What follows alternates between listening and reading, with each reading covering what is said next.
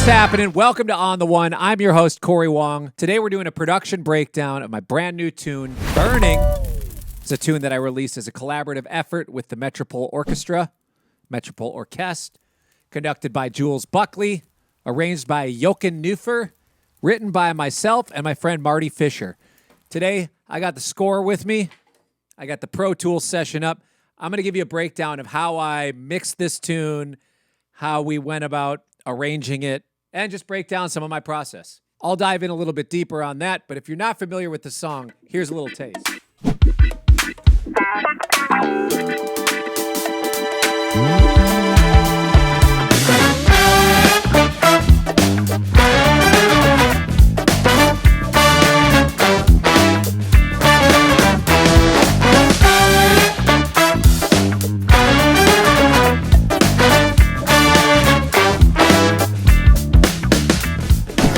So let's start right here.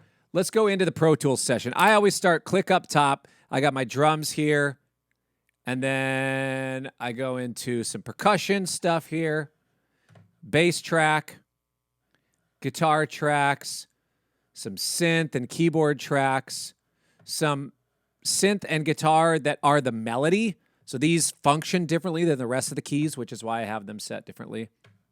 Some little sound effect thingies, some little cute ear candy. Then I have to set up the orchestra. I have all the strings in their own little folder.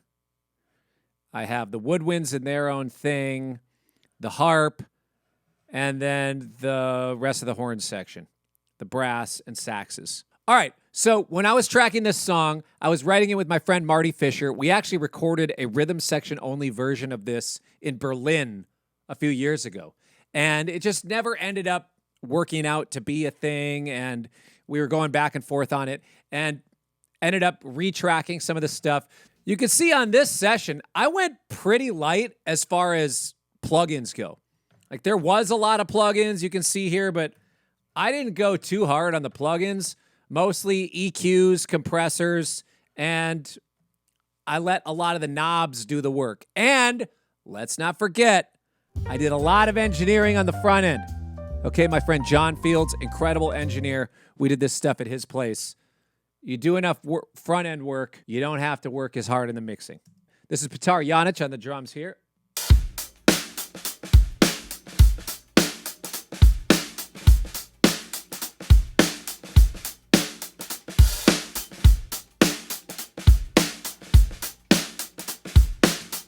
So this percussion stuff is things that Marty Fisher and I did together.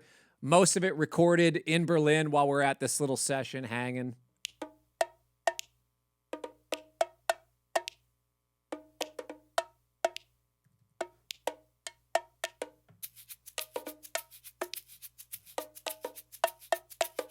Fun little extra stuff.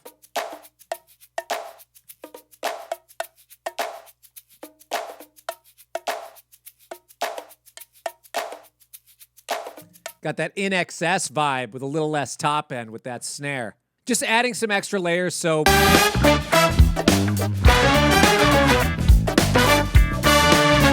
just adds a thing on it. Johannes Tona on the bass.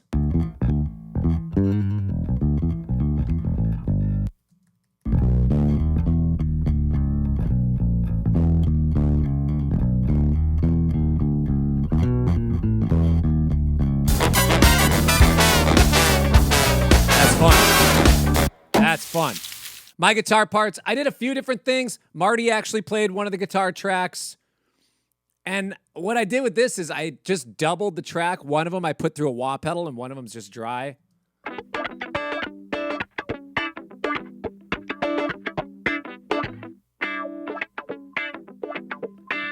So the wah guitar is me, and the other one's Marty.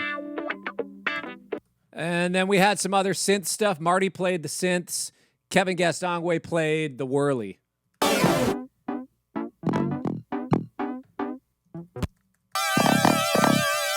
that's my favorite there. We'll get into that. All right, then I had this melody bus where it's just a bunch of stuff playing the melody. 2 guitars and a few different synthesizers.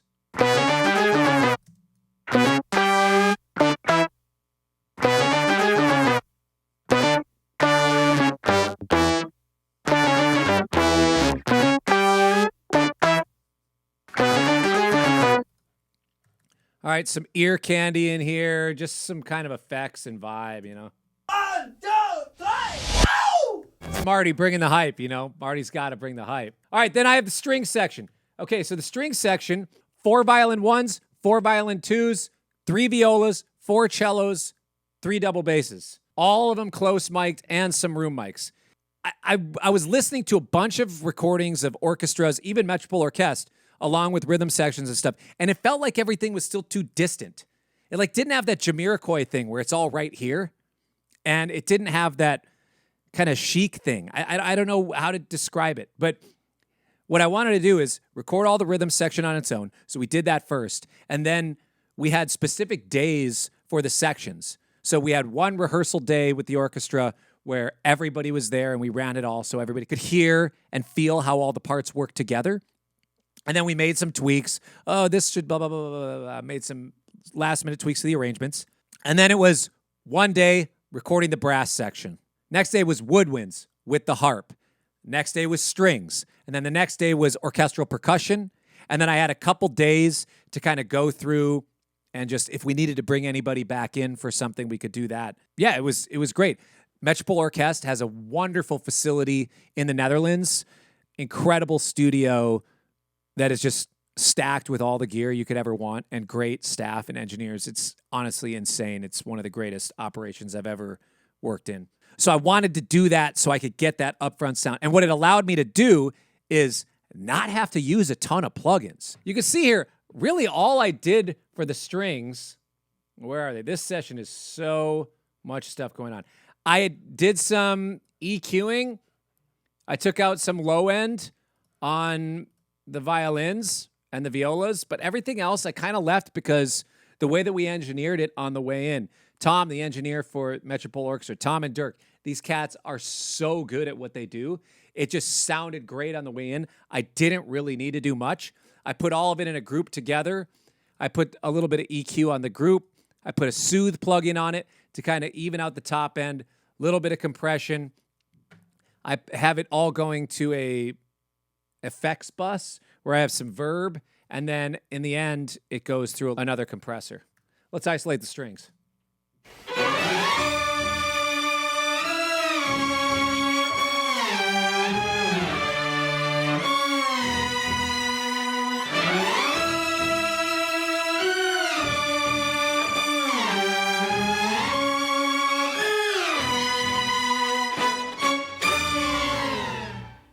Come on, real players, heartbeats in the room, no MIDI there.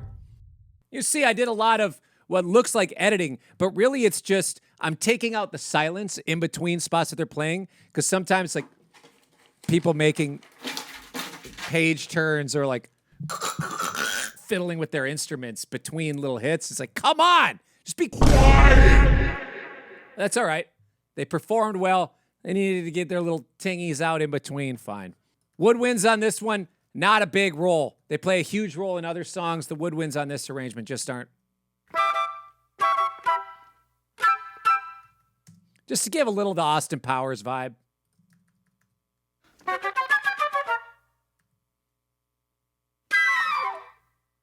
Some of that sort of stuff. Fun. The harp on this one, also a little more chill as far as a part. It really only plays in the last part of the outro.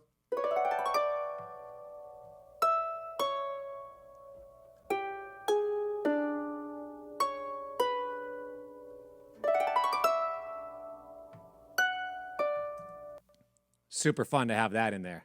You know, it's great. Horn section. These cats absolutely killed this chart. This is a fun one.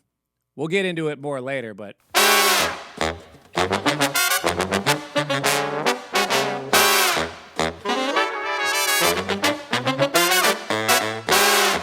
you can see that I recorded a few things in sections. So I recorded the main horn section all together, which was bari sax, bass clarinet, alto saxes, tenor saxes, French horn, 4 trumpets, 3 trombones, and a bass trombone. And then we overdubbed little sections in here just to punch in to get stuff isolated.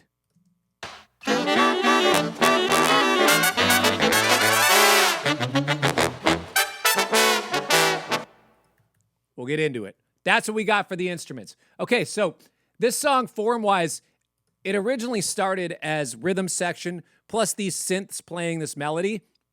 And oddly enough, I told you I did this a few years ago. This is the original. I wrote this with Marty before the album that has Limited World on it. And if you listen to this horn line, it's very similar to the Limited World one because I didn't know that we'd end up using this. I couldn't find the right way to use this. I was like, maybe it'll just sit on my hard drive forever. But I don't want that line to go away because it's a cool line. So we kind of morphed it a little bit and used it on Limited World. Anyways, here it is now in its original intended form. So let's just listen through a little bit and I'll stop and show you some kind of highlights, things that are fun to me.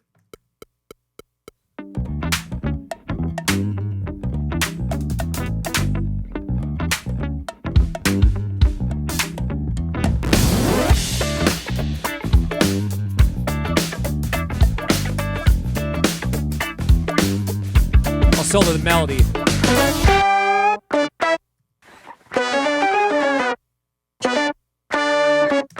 So let's get in there. There's two guitars doing the melody in octaves, panned hard left and right.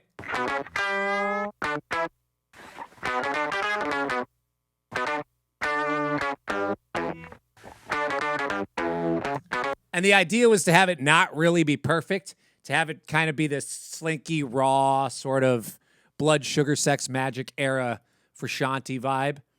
Then we got a Rhodes playing it. A Juno, the same exact MIDI. I just copied it over.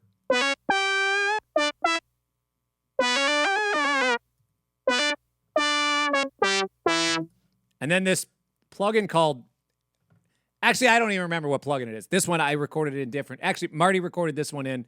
I think the preset's called Amsterdammed or something.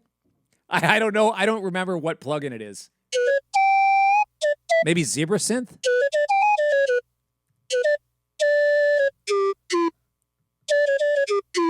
It's like Joe Zawinul, but dumber. I don't know. It's fun. And then later on, we get kind of this weird harmony version of it.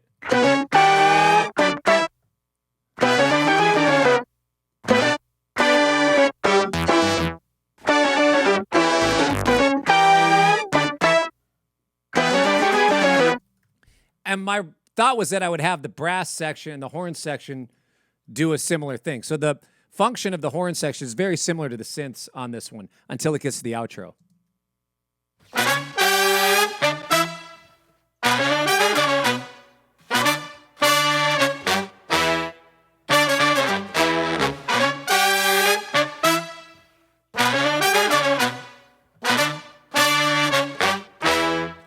Now, you might think some of those fades sound unnatural. They do a little bit when they're isolated, but in the context of the song, they don't. Some of those I wanted them to kind of suck up and breathe a little bit. And also, again, sometimes people are playing and they go, but a bit. They're like blowing something out. They're like with the buttons. It's like, dude, what are you doing? But I just go in, I have to listen for it, and I have to cut them out.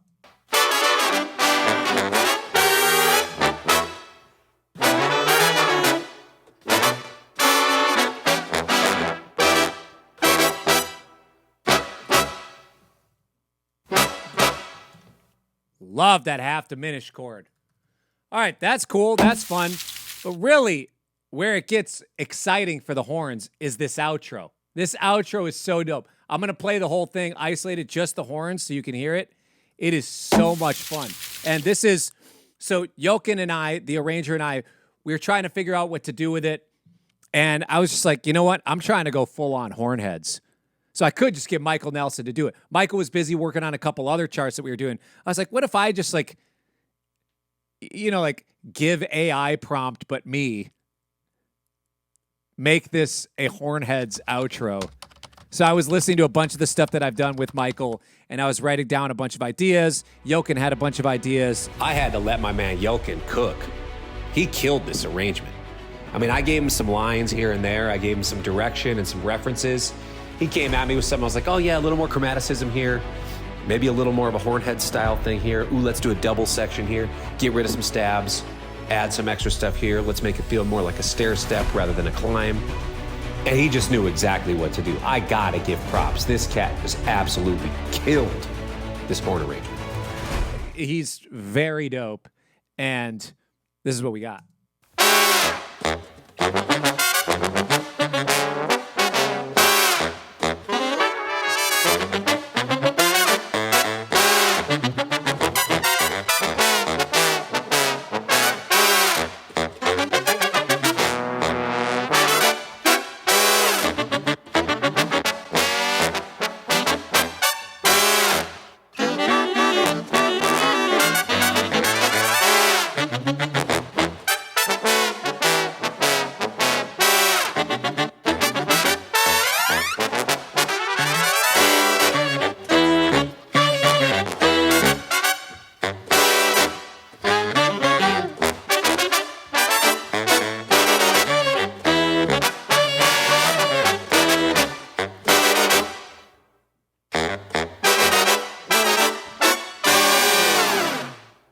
Come on.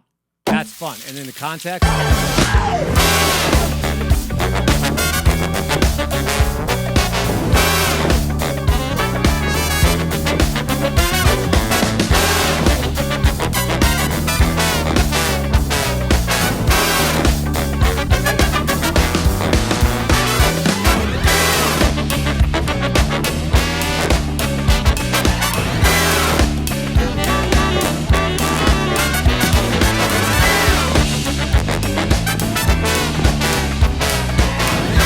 Here I wanted to stair step it up, the strings, open it up.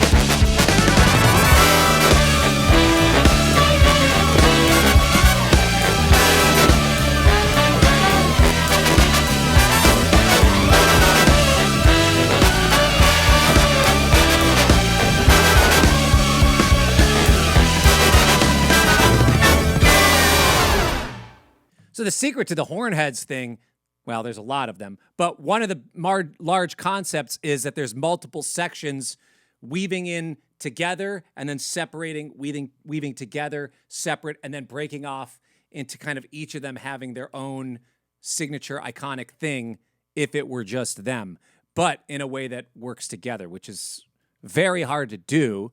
But in the context of horns and the strings, they kind of each have elements that are unique to their own timbre. So that's what we did with this. And we had the strings really kind of do the soaring stuff and the horns play more of the staccato. And you know what? Again, before you come at me about, oh yeah, this cuts really fast. Like, yeah, I meant for it to cut fast on some of these edits because I wanted the breath in there. With everything else playing, you don't hear it, you don't notice it. Whenever I tried to make them a little more natural as far as some of the fades, sometimes it just didn't feel like it had enough breath because of everything else that's going on. There's a lot of subdivision, there's a lot of rhythmic density. So I had to make certain things where it's like, oh, this sounds weird on its own, but in the context of the song, it actually feels really great. And this bass line is fun. So I got the idea for this bass line. I've been doing this sort of thing a lot. I grew up listening to Jim Anton, incredible bass player. He used to do this move on these tunes with Greasy Meal and other bands around town. I just see him do this kind of this sort of just chromatic walk down, sometimes starting on the tonic, sometimes starting on the flat 3. Sometimes you'd start on the tonic and walk down so it kind of feels like it goes to a half diminished thing. Sometimes you start on the flat 3rd and then it feels like it's inversion landing on the 1.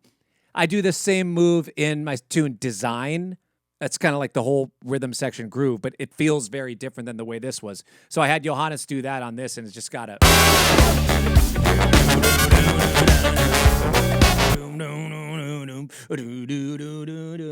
It's a classic Jim Anton move that's just really fun, and it kind of feels, in a lot of ways, iconic Minneapolis as well. There's some other Minneapolis funk groups that do that sort of thing, and it's part of the Minneapolis funk language, I guess. I don't know. But I always liken it back to Jim because I always heard him doing it when I was growing up. As far as mixing this, it was really hard to figure out in certain cases, how much do I lean on the horn section? How much do I lean on the synths? Because I actually really liked the way that it was without the orchestra. It just didn't feel finished. I wanted the orchestra to come in, give it that over the top, just like, wow, this is now a thing. And of course, the outro, there's no way it would be the same without that. But during the song, I wanted them to accent the melody with us. And I actually took kind of a lesson out of the Lewis Cole arranging method where it's like, just have kind of everybody play the melody and it's really powerful and it's kind of dope. Not kind of, it's really dope in certain settings.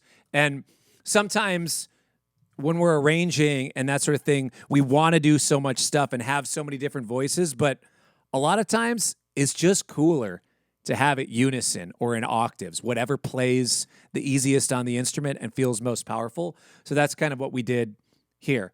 And when I'm mixing, I do like to have the score up next to me because I have it set up so measure 1 on my Pro Tools session is measure 1 on the score. So that way, anytime I'm looking at something, I can go, oh, measure 22, I can see that we changed the articulation in all the bass clef instruments. Is that actually being reflected here? Or if I'm hearing something weird in the Pro Tools, like, what? There's a note that's sticking out. What is it? Then I'll reference the score and notice, oh, yeah, this G sharp is a little strong. It's kind of the only time it happens. Maybe I'll just do some, maybe clip gain that specific note down or something like that. But it's nice to have the score next to me because then I can reference everything that was arranged. And also, it allows me to listen in a different way. Sometimes I just need to sit back, close my eyes, and listen. Say, oh, this strings should take over here. Feels like that's where the baton pass is. Sometimes I'm mixing and I'm watching on Pro Tools, and then what ends up happening is I go into engineer brain rather than music listener brain, and that can be dangerous. And sometimes when I'm listening and following along on the score, my mind goes into arranger brain, which is not always most beneficial for the music listener. So I try to approach mixing and producing with all of those things in mind, but at the very end of it, I need to just put on my music listener ears and see, like, there's a lot going on. What do I choose to showcase at any given moment? And I think it's up to me and my taste to let the listener have the experience that's best for them rather than just, oh man, the arrangers are going to love this. Like, well, cool, but I want just kind of everybody to enjoy it. Some other highlights in this tune. Marty we put the Beastie Boys B3 thing on here.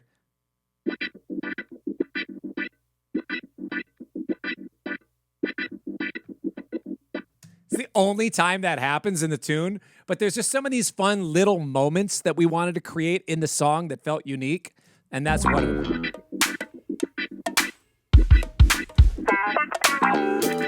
And that, again, that's such a John Frusciante thing. To me, it's like just pure, that's straight out of Blood, Sugar, Sex, Magic. It's what it is, man. It's what I grew up listening to. And then this sort of Prince thing happening there. Honestly, the guitar parts in this song are not super exciting. They don't need to be the focus, but they serve a very purposeful role. And especially kind of when it gets to the outro, it's got a fun little thing that I like to do sometimes.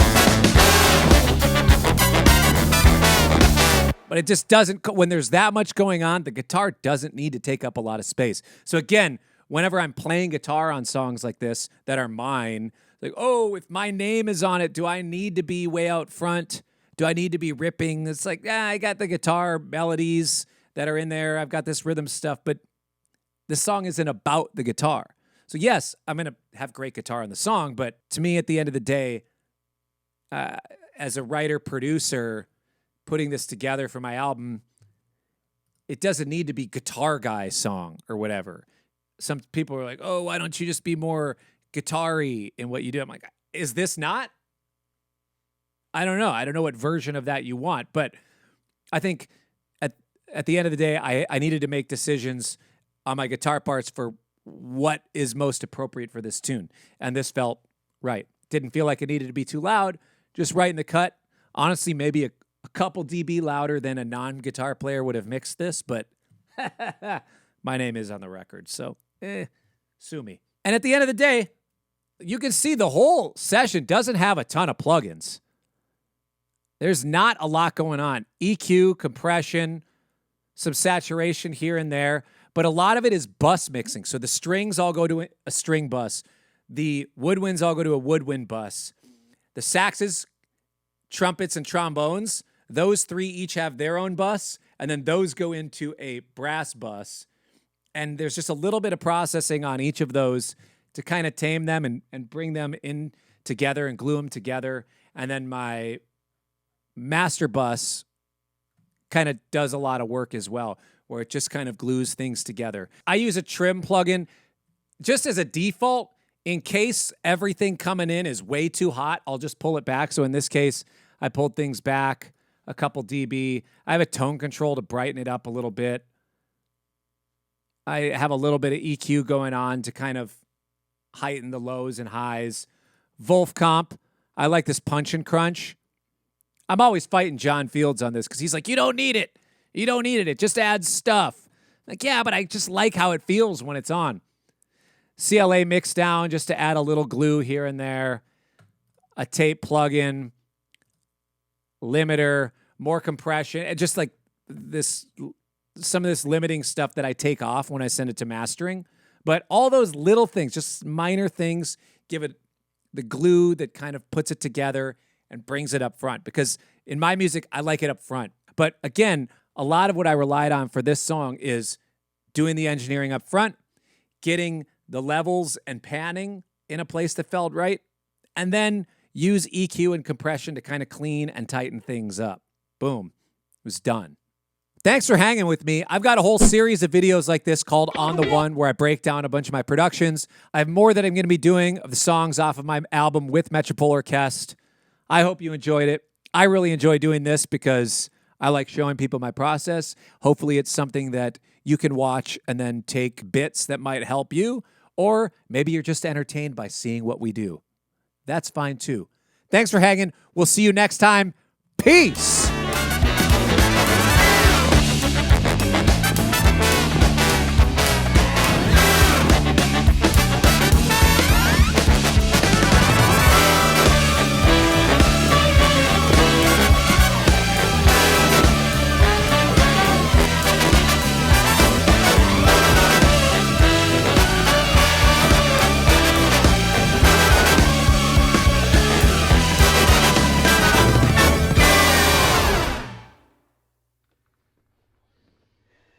I think we're good. I think that's the take. Here we go, baby. Yeah, Cory, man. I think that's the take, All right, baby. man. Yeah, man. Good playing with you.